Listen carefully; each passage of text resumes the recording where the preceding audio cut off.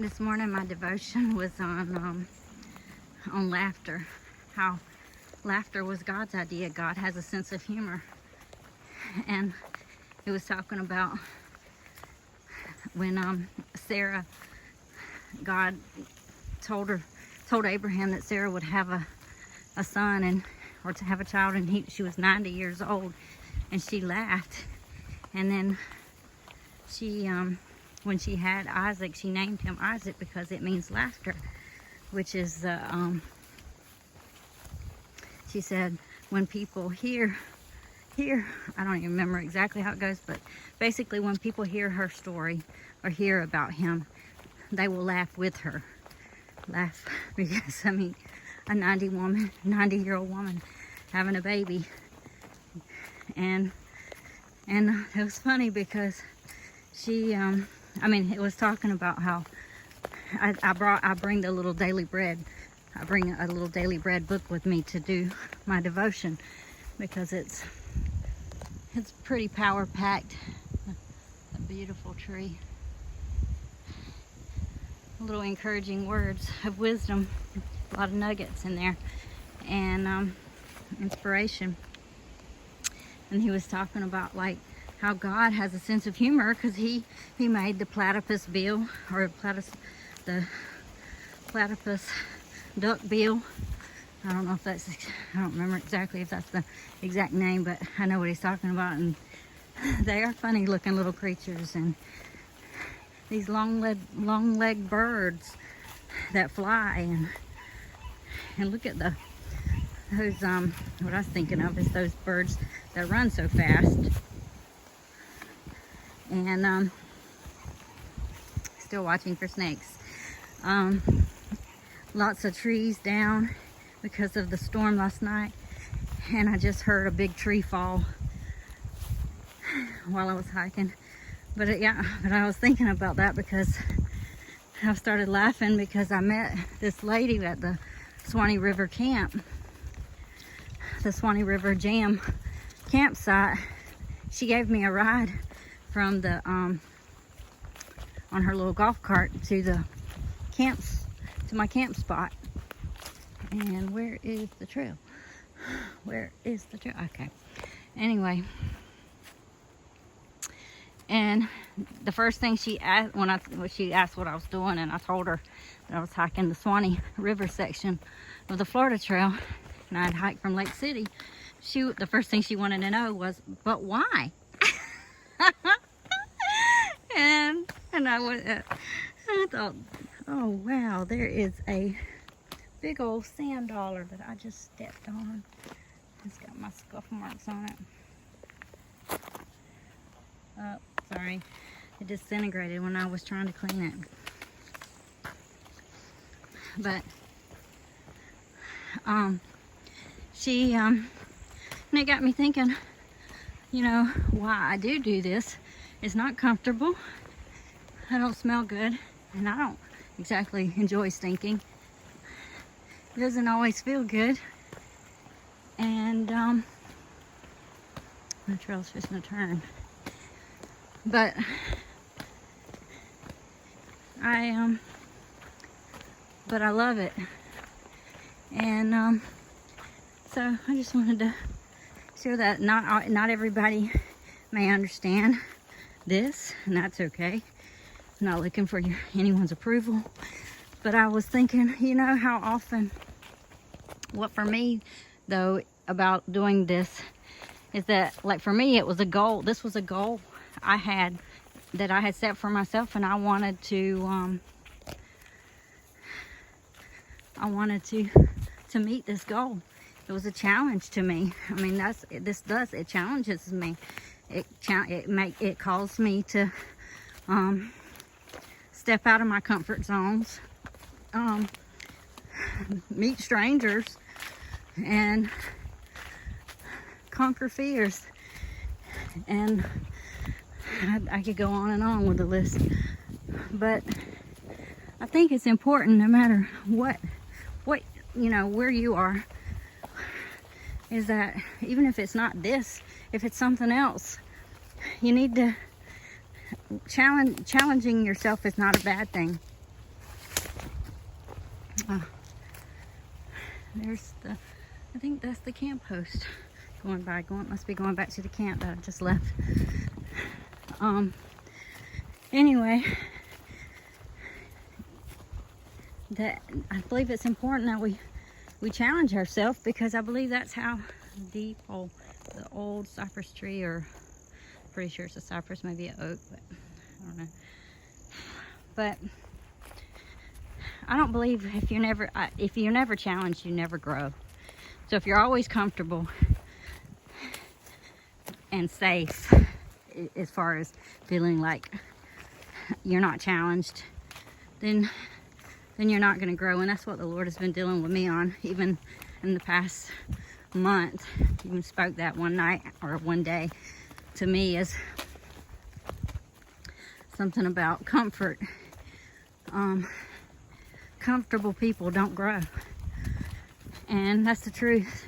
We can get in places where we're so comfortable with our surroundings, with our people, and our day-to-day lives, that we can be stagnant. I mean, water that don't move is stagnant, and it smells, and it doesn't have any good qualities. We need to be filled with that living water so that we can flow, we can move with Holy Spirit and do what He calls us to do, even if it might scare our pants off, like not like the snake did me, but that's one of those fears I've been conquering, because I'm out here and praying, Lord, I am not going to live in fear of snakes.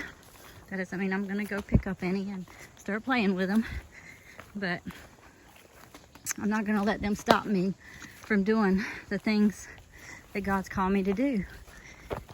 I'm coming up on a creek now, which is a neat little place. It's all that rain last night, it's full of water. It might have been not so full yesterday, but this is the section where there's a giant cypress somewhere, and I don't think that's it, because that doesn't look quite as big when I've seen it in the past and thought, wow, that's massive. So I'm pretty, that's not it. Ow, I just hit my elbow with my trekking pole.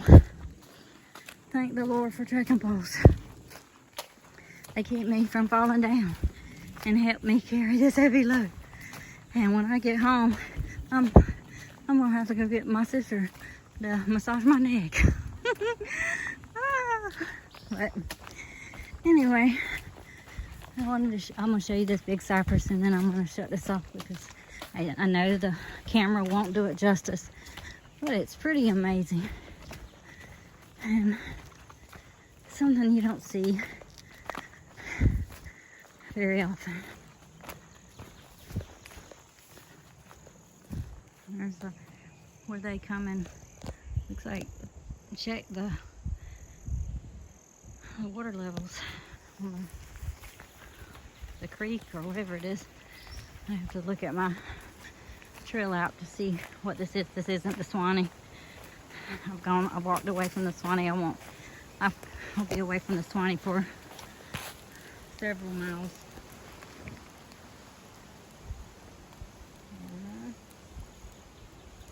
And sorry, I dropped my trekking pole. I was distracted.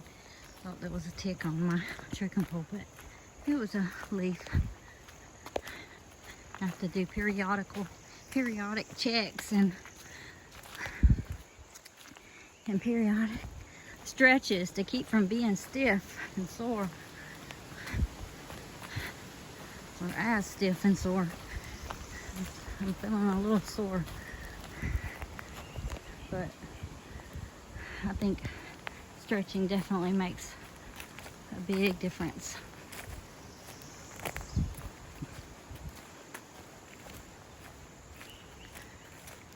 Oh yeah, this is the big cypress right up here. Champion cypress. And there it is. I'm going to try to get closer, but can't see it really good from all these trees and stuff in the way.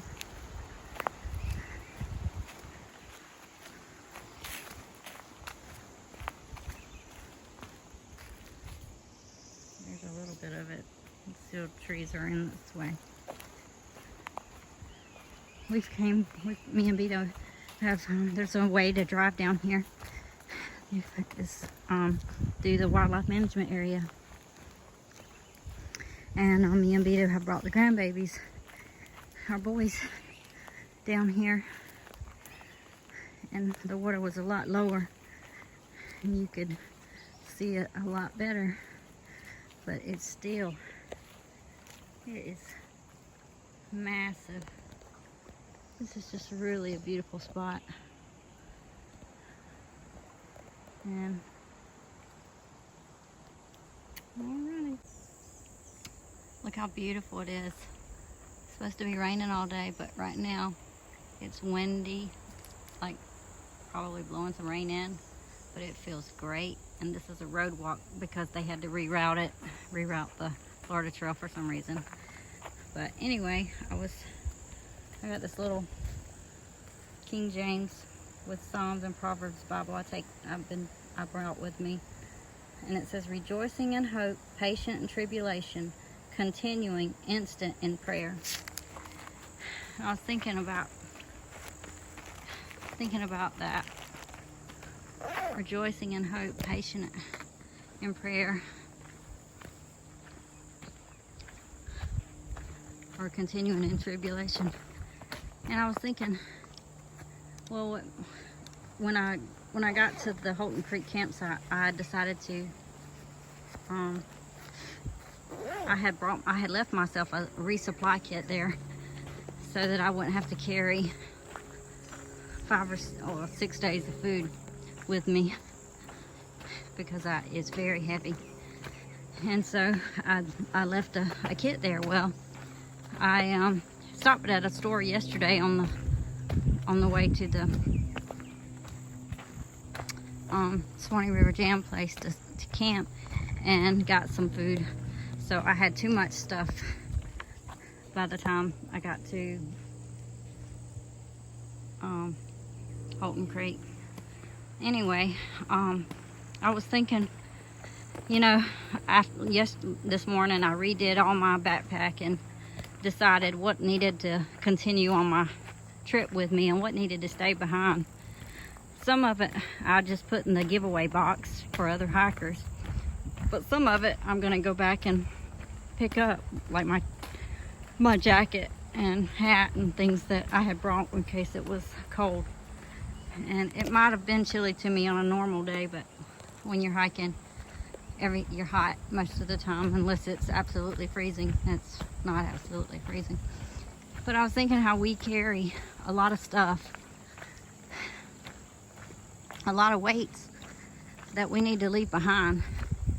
And so before I made this video, I was actually, one of the things about hiking I love is when I get on a trail, I try to leave everything behind, everything that weighs me down. Sometimes on trails I can me and the Lord work through things that's been weighing me down, and that's a lot of it, walking with Him and helping me see what I need to let go of and what I need to work on and deal with, things that sometimes I haven't wanted to. But I was thinking, you know, you're constantly looking forward to what's next, and that's good. But then there's things that we're carrying that are heavy and that are weighing us down, and we need to let them go. We need to deal with those things and get rid of those things and leave them behind. And so as I was walking along before making this video, I was praying, okay, Lord, help me let go of any anger, any offense, any unforgiveness, anything that I might have that you know, I don't even realize it's there, because sometimes we have stuff in our heart we don't know. It's like I was talking about earlier, I was talking about a few days ago, we have these trigger points where people offend us or make us angry, and we don't even realize why, but there's something there, and that's why we get so upset. And so And yeah, sometimes people do things that's not nice or whatever. But when you're walking with the Lord, even when people aren't doing like maybe they ought to do, it doesn't mean that that gives us an excuse for our bad behavior. And so, you know, I've said things I shouldn't have said. I've done things I shouldn't have done because I had some pain there, some trigger, something there that I hadn't dealt with. And so, you know, whatever it is that you're holding on to, that you're carrying, that you need to let go of, pray and ask the Lord to help you let go of that and leave it behind. Oh, reroute.